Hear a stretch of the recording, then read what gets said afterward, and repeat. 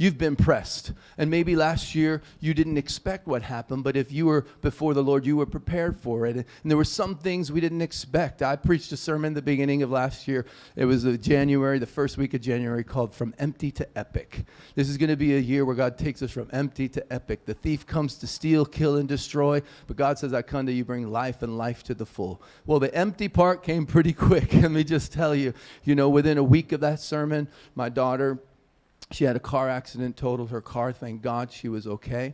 2 weeks after that, we experienced a shutdown. 50 events of mine were canceled. 2 weeks after that, I got a call from my sister who was struggling with the virus and her whole family. And she called me and she said her husband went into cardiac arrest. It affected his heart. And we prayed with him on the phone, tried to revive him. He didn't come back. Lost a loved one to this virus. A few weeks later, I was taking a Sunday afternoon ride on my motorcycle. Went a little wide on a corner, hit some sand, and almost lost my life. Lost 2 hours of my life in memory. Can I tell you something? Maybe you were pressed last year. But if you stayed in his presence, what comes out of the pressing is pure oil. Just pure oil. And I would rather be pressed and burn for him than burn out. Living off of fossil fuels, living off of the fat. Can someone say, I want to burn? I want to be a church on fire. I want to be a person on fire. Let me tell you why this is important.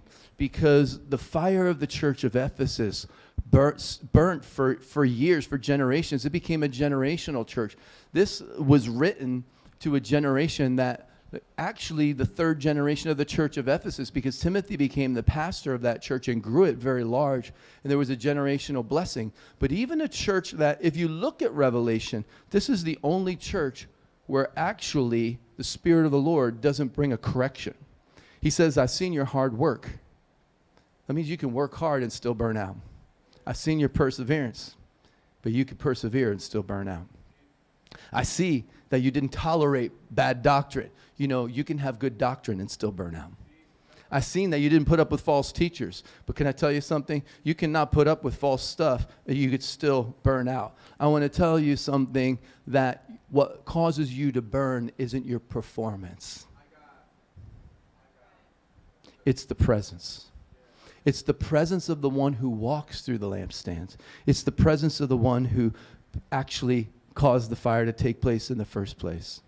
Let me tell you some things that I believe it's important to have this fire in your life.